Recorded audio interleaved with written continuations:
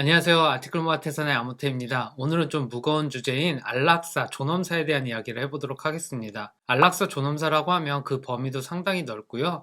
사람마다 생각하는 것도 다릅니다. 어떤 사람 같은 경우는 불치병에 걸린 환자들이 극심한 고통을 겪고 있을 때 이러한 고통을 경감해주고 죽음을 선택할 수 있게 하는 게 인도적인 차원의 방법이다라고 생각하는 사람들도 있고요. 또 어떤 사람들은 그러한 기본적인 방법에 대해서는 동의하지만 이러한 제도가 악용될 가능성에 대해서 걱정하는 사람들도 있고, 또 어떤 사람 같은 경우는 사람이 자신의 생명의 결정을 내린다는 것 자체가 불경하다, 신에 대한 도전이다, 이렇게 생각하는 사람도 있는 것 같습니다. 아무튼 이렇게 안락사에 대해서 여러 가지 논란거리가 여전히 있지만 전 세계적으로 보면 안락사에 대한 법제화가 계속적으로 확장되고 있고요. 그 범위도 확장되고 있다고 합니다. 그러면서 여러 가지 또 논란거리가 생겨나고 있는데요. 오늘 아티클을 통해서 이에 대한 내용 알아보도록 하겠습니다.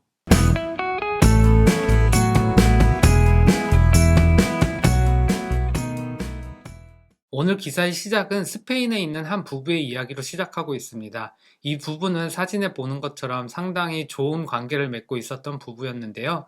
이 부부 중에 아내가 다발성 경화증이라는 불치병에 걸리게 됩니다. 그리고 이 다발성 경화증에 걸린 아내는 극심한 고통에 시달리게 되는데요. 이렇게 아내의 극심한 고통을 더 이상 볼 수 없었던 남편은 아내의 요청대로 아내가 더 이상 고통을 받지 않기 위해서 독극물을 주입하는 걸 도와주고 아내는 사망하게 됩니다. 이 당시 이 남성의 나이는 70세였다고 하는데요. 이렇게 아내가 죽고 난 직후에 이 남성은 여성에 대한 폭력이라는 항목으로 기소가 되고 검찰 측에서는 6개월의 징역형을 선고할 것을 요청하는데요. 이 와중에 스페인에서도 불치병에 걸려서 더 이상 치유가 불가능한 사람 같은 경우는 자신의 죽음을 도와줄 권리가 있다라는 법안이 통과되면서 이 남성은 기소된 지 12일 만에 무죄로 풀려나게 됩니다. 이렇게 최근에 안락사가 법제화된 스페인 같은 경우도 일반 국민들이 안락사에 대해 긍정적인 시각을 갖고 있는 비율은 상당히 높았는데요. 지난 2002년에 안락사에 대해서 찬성하는 스페인 국민들의 비율이 60%였는데 2019년에는 71%까지 올랐다고 합니다. 그리고 이렇게 안락사를 허용하는 나라들이 계속 늘어나면서 지금은 10개가 넘는 국가에서 안락사를 허용하고 있다고 하고요. 또한 기존에 안락사를 허용하던 국가에서 안락사를 허용하는 범위도 계속 넓어지고 있다고 하는데요. 일부 국가 같은 경우는 불치병에 걸린 성인뿐만 아니라 불치병에 걸린 어린아이에게까지 안락사를 허용하는 걸로 법안이 더욱더 확장되었다고 합니다.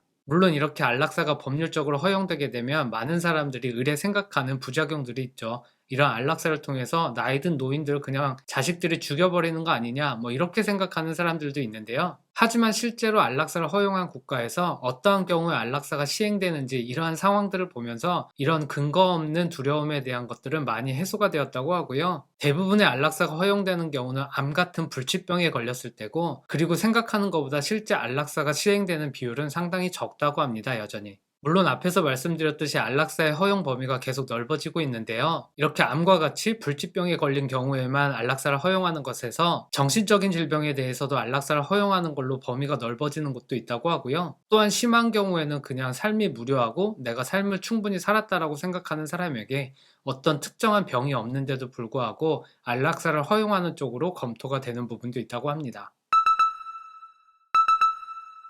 예전에 안락사 하면 스위스라는 국가가 떠올랐죠. 저도 스위스만 안락사가 허용되던 때가 기억이 나는데요. 스위스 같은 경우는 안락사를 1940년대부터 시행했다고 합니다. 그리고 그 이후로도 꽤 오랫동안 안락사를 허용하는 나라는 스위스 한 국가밖에 없었는데요. 지난 1997년에 미국의 오레곤주에서 드디어 안락사 법안이 통과되었다고 합니다. 이때 통과된 법안 같은 경우도 안락사를 허용하기 위한 여러 가지 조건들이 있는데요. 일단 2명의 의사의 동의가 필요한데요. 이 2명의 의사가 지금 환자가 정신 상태가 멀쩡하고 그 다음에 불치병에 걸려서 6개월 이상 생존하기가 힘들다는 거에 동의가 될 때 그때 안락사가 허용이 된다고 하고요. 그리고 이때 실제 안락사가 시행되는 경우에도 안락사를 위한 약물 주입 같은 거를 의사가 직접 하지 않고 환자가 직접 버튼을 누른다든지 이렇게 해서 환자가 안락사를 수행할 수 있도록 법안이 되었다고 합니다. 이 법안이 미국 오레곤주에서 1997년에 도입된 이후로 미국에서 이 안락사로 사망한 사람이 한 2,000명 정도 된다고 하고요. 아직까지는 이 2,000명의 안락사 케이스 중에서 문제가 된 경우는 없었다고 하고 현재는 미국의 10개 주로 이 법안이 확장되었다고 합니다.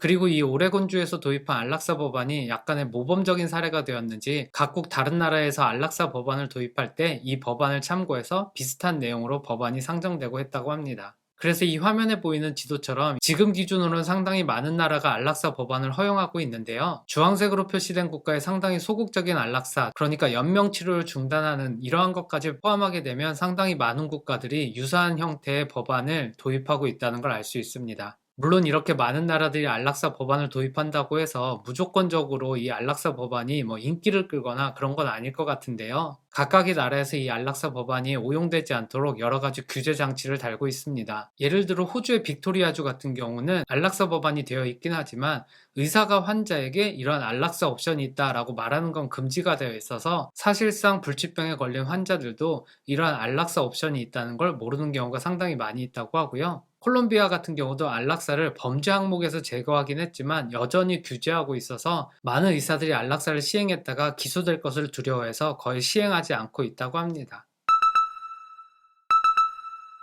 이렇게 여러 나라들이 안락사를 도입하게 되면서 이에 따른 오용 사례나 남용 사례를 막기 위해서 여러 가지 규제 장치를 해놓긴 했는데요. 또 한 측면에서는 이렇게 안락사를 도입하게 되니 이 안락사가 허용되는 범위가 어디까지여야 하는지에 대한 논의도 이어지면서 이 안락사에 대한 범위도 계속 넓어지는 부분도 있다고 합니다. 캐나다의 사례를 보면 이러한 안락사가 허용되는 상황이 환자가 극심한 고통에 시달릴 때인데요. 여기서 말하는 극심한 고통이 어느 수준의 고통인지에 대해서는 명확한 규정이 없고 이 규정은 오로지 환자의 판단에 근거해서 내려진다고 하고요. 그러니까 절대적으로 수치화된 어떤 고통의 레벨이 있는 게 아니라 환자가 정말 참을 수 없는 극심한 고통이다 라고 말하면 그게 극심한 고통이고 안락사의 조건이 되는 겁니다. 그래서 보통은 환자가 극심한 고통에 시달린다고 해서 안락사를 신청하게 될 때 거부되는 비율이 6% 정도밖에 안 된다고 하고요. 하지만 또 다른 측면에서는 캐나다가 이렇게 안락사를 허용하는 수준을 낮추는 거에 대해서 우려의 목소리를 내는 사람들도 있는데요. 이러한 것들이 결국은 힘없는 사람이나 차별받는 사람들에게 불리하게 작용할 수 있다라고 주장을 하는 사람들도 있고, 결국 이렇게 안락사가 쉽게 허용되다 보면 국가가 어떤 아픈 사람들을 치료하려고 하지 않고 그냥 포기하는 경우가 많을 거다라고 주장하기도 하고요. 결국 그런 분위기가 계속 이어지다 보면 사회 전체적으로 어떤 인명경시 풍조가 일어나게 되면서 사회가 더 이상 치유하려고 하지 않는 사람들은 어쩔 수 없이 안락사를 선택할 수밖에 없을 거다라는 주장도 하고 있습니다. 하지만 또 이에 대한 반박으로 실제 안락사가 수행되는 나라의 케이스를 보면 걱정하는 것처럼 힘이 없고 돈이 없어서 제대로 된 의료 서비스를 받지 못하는 사람들이 안락사를 선택하는 게 아니라 안락사의 대부분은 중산층 이상이고 백인이고, 그러니까 그 사회의 주류에 해당하는 사람들이 안락사를 선택하지 이 안락사가 그런 나쁜 쪽으로 사용되는 경우가 많이 없다라는 또 반론도 있습니다. 그리고 또한 캐나다에서는 2023년부터는 이러한 안락사를 정신적인 질병을 가진 사람들에게도 허용한다고 하는데요. 이에 대해서도 우려의 목소리를 내는 사람들의 얘기를 들어보면 이렇게 안락사를 허용하게 되면 정말 정신적인 질병이 있는 것과 단지 일시적으로 죽음에 대한 충동과 자살에 대한 충동을 갖고 있는 사람들에게 안락사가 허용되는 경우가 있을 거다라고 얘기하고 있습니다. 하지만 이어지는 내용에서는 이러한 우려와는 또 반대로 정말 정신적 충격으로 정상적인 생활을 도저히 할 수 없어서 안락사를 요청하는 사람의 사례가 나오고 있는데요. 전쟁에 참가한 군인이었고 현재는 80세인 이 남성 같은 경우는 매일 밤 악몽에 시달리고 셀 수 없을 정도로 많은 종류의 치료 방법을 시도를 해봤는데 모두 다 실패로 돌아갔다고 하고요. 이 남성 본인의 발언에 따르면 자신의 정신적 고통을 줄이기 위해서는 안락사만이 답이다라는 얘기를 하면서 이렇게 안락사를 통해서 죽음을 맞이하는 것이 자신이 자살을 해서 죽는 것보다 훨씬 더 품이 있다라고 얘기하고 있습니다. 물론 이 남성은 이전에도 자살 시도를 했었다고 하고요. 이렇게 자살해서 죽는 것보다 안락사를 통해서 죽는 게 자신의 가족들한테도 상처가 덜할 거다라고 얘기하고 있습니다. 그리고 이어서는 이렇게 정신적 고통에 대해서도 안락사를 허용해야 된다고 주장하는 의사들의 얘기를 들어보면 신체적인 고통이나 불치병 같은 경우도 이 사람에게 안락사가 적절한지를 의학적으로 판단할 수 있는 것처럼 정신적인 질병 같은 경우에도 이 고통이 단순히 죽음에 대한 충동인지 아니면 정상적인 생활이 불가능할 정도의 고통인지, 또한 이러한 고통을 겪고 있으면서 안락사를 원하는 사람이 멀쩡한 정신 상태를 갖고 있는지 정말 본인이 원하는 건지 이러한 것들을 구분할 수 있을 거다라고 얘기를 하고 있고요. 그리고 실제 이러한 정신적 고통에 대해서 안락사를 허용하는 네덜란드의 사례를 보더라도 실제로 이러한 정신적 고통 때문에 안락사를 신청하는 비율은 그리 높지 않다고 하는데요. 안락사 전체 신청의 12% 수준밖에 되지 않는다고 합니다. 그리고 대부분의 이렇게 정신적으로 고통을 받는 사람은 자신의 고통이 심해질 때 안락사를 선택할 수 있다는 옵션이 있다는 것만으로도 위로를 받는다고 하네요.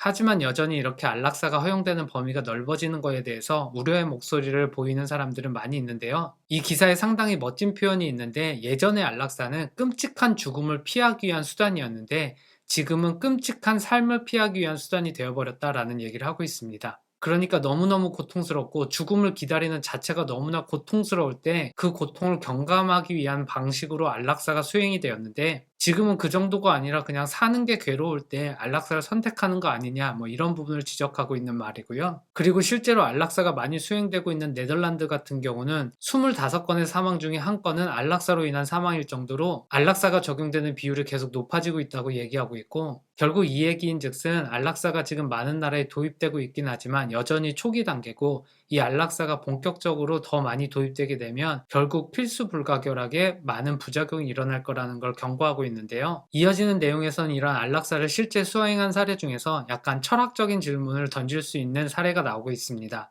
이 사례는 지난 2016년에 네덜란드의 한 여성에게 일어났던 사건인데요. 이 여성 같은 경우는 치매에 걸린 상태였고 그 상태가 상당히 극심했나 봅니다. 그래서 그러한 자신의 모습을 견디지 못하고 안락사를 신청하게 되는데요. 이 여성의 정신이 멀쩡할 때 안락사를 신청하고 안락사를 허용받았는데, 실제 안락사 과정이 수행되는 과정 중에서 이 여자가 깨어나게 되는데, 이때 깨어난 여성의 상태는 안락사를 신청한 정상적인 상태의 여성이 아니라 치매 증상이 보이는 여성의 상태로 깨어나게 되고 자신의 죽음에 대해서 격렬하게 저항을 하게 되는데요. 이때 이 안락사를 집행한 의사 같은 경우는 이 여성의 정신 상태가 정상적일 때 안락사를 신청했기 때문에 지금 치매 증상을 보이는 여성은 극렬하게 저항하고 있지만 이에 개의치 않고 안락사를 집행했던 사건인데요. 이러한 경우에 한 사람의 몸속에 정상적인 상태의 사람과 비정상적인 사람의 정신이 있는데, 과연 어떤 상태의 사람의 말만 들어서 그 사람의 생명을 결정해야 되느냐, 뭐 이런 물음들이 생기는 것 같고요. 이와 비슷한 사례가 네덜란드에서도 연간 한 2건 정도씩 발생한다고 합니다.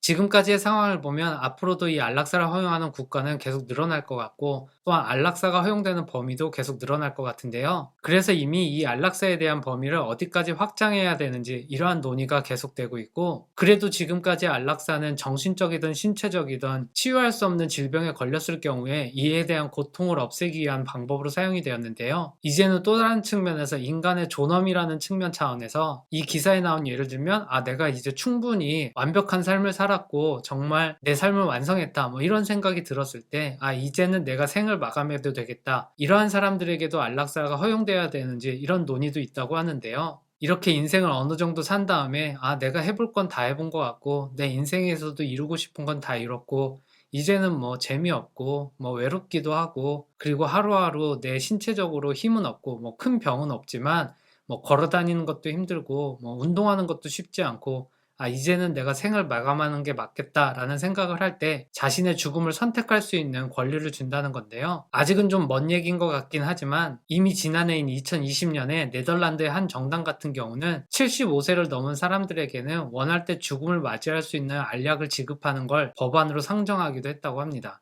어떻게 보면 사람이 자신의 존엄을 끝까지 지키면서 생을 마무리할 수 있는 좋은 방법인 것 같기도 하고, 어떻게 보면 또 소름 끼치는 방법인 것 같은데요. 아직까지는 그래도 많은 고민을 해보지 않아서 이 부분에 대해서 모든 경우에 명확하게 답을 할 수 있는 방법은 없는 것 같아 보이고요. 이어지는 내용에서는 이와 관련해서 사람이 죽음을 맞이하는 건 예상치 못하고 죽음을 맞이하게 되는데, 이러한 방법들이 도입되게 되면 이제 사람이 자신의 다른 것들을 계획하듯이 자신의 죽음도 계획하고, 또한 사람이 어떤 상황에서 자신이 죽을 건지에 대한 계획도 할 수 있다는 얘기를 하고 있는데요. 실제로 한 의사 같은 경우는 현재의 법률이 허용하는 범위 내에서 어떤 사람이 숲속에서 생을 마감하고 싶다거나 해변을 바라보면서 생을 마감하고 싶어 할 때 그런 부분들을 도와주고 있다라고 얘기를 하고 있고요. 나중에는 이러한 안락사의 범위가 넓어지게 된다면 자신의 죽음도 계획을 해서 뭔가 이렇게 분위기 있고 이런 상황에서 연출을 하면서 죽어갈 수도 있는 것 같은데, 아직은 약간 그럴 수도 있겠다라는 생각이 드는 부분들도 있지만, 하지만 약간 본능적으로 소름 끼치는 부분이 조금 더 있는 것 같습니다. 그리고 이 기사의 마지막에서는 이렇게 안락사를 통해서 한 사람이 죽게 될 때 그 사람의 가족이 받는 충격에 대한 얘기를 하고 있는데요. 한쪽 측면에서는 좀 더 치료받을 수 있고 더 살 수 있었는데 이 안락사를 통해서 너무 빨리 세상을 떠난 가족에 대해서 슬퍼하는 사람의 사례가 나오고 있고요. 또 다른 측면에서는 자신의 42살인 아들이 죽어가는 걸 봐야 되는 엄마의 얘기가 나오고 있는데, 자신의 아들이 암에 걸려서 계속적으로 고통받는 모습을 보고 있었던 이 엄마 같은 경우는 자신의 아들이 안락사를 통해서 세상을 떠난 것이 슬프기도 하지만 그래도 적어도 자신의 아들이 되게 편안하게 생을 마감했다는 거에서 위로를 받고 있다라는 얘기를 하고 있습니다. 결국 이 기사도 이 기사의 마지막에 안락사를 통해서 받게 되는 두 가지 상반된 상황을 종합하면서 아직은 안락사라는 것이 상황에 따라 받아들여지는 부분이 상당히 다르다는 것을 다시 한번 강조하면서, 어쨌든 앞으로도 계속적으로 확산될 이 안락사에 대해서 열려있는 마음을 갖고 있지만 상당히 세심하게 들여다볼 필요가 있다라는 내용을 얘기하고 있는 것 같습니다. 오늘 아티클은 여기까지고요. 사실 이 기사를 읽기 전까지는 안락사에 대해서는 그냥 남의 일, 남의 나라의 얘기라고 생각을 했었는데, 또 이 기사를 읽다 보니 정말 제가 나이 들어서 뭐 큰 병에 걸린다든지 아니면 노화돼서 더 이상 정상적인 생활을 하기 힘든 상황이 되었을 때, 그때 이미 변화된 세상에서는 어떤 옵션들이 있을까를 생각해보면 이러한 시도를 생각해볼 수도 있겠다라는 생각도 들고요. 모르겠습니다. 아직은 이렇게 하면서도 약간 갸우뚱거리고 약간은 소름 끼치는 부분들도 있고 한데, 아직은 많이 생각해보지도 않고 접해보지도 않아서 뭐 옳다 그르다라는 걸 명확하게 판단할 수 있는 그런 충분한 고민도 되지 않은 것 같습니다. 그래도 최소한 사람이 자신의 생명을 지속할지 중단할지에 대한 결정을 그 사람 자신이 내릴 수 있느냐라는 질문에 대해서는 예전보단 조금 더 열린 마음으로 생각을 해볼 수 있을 것 같고요. 아직은 섣부른 생각이라서 언젠가 또 이러한 내용들에 대해서 얘기할 수 있는 시간이 있으면 더 좀 깊은 고민을 가지고 얘기할 수 있었으면 좋겠습니다. 오늘 영상은 여기까지고요. 다음번에 또 좋은 아티클로 만나겠습니다. 감사합니다.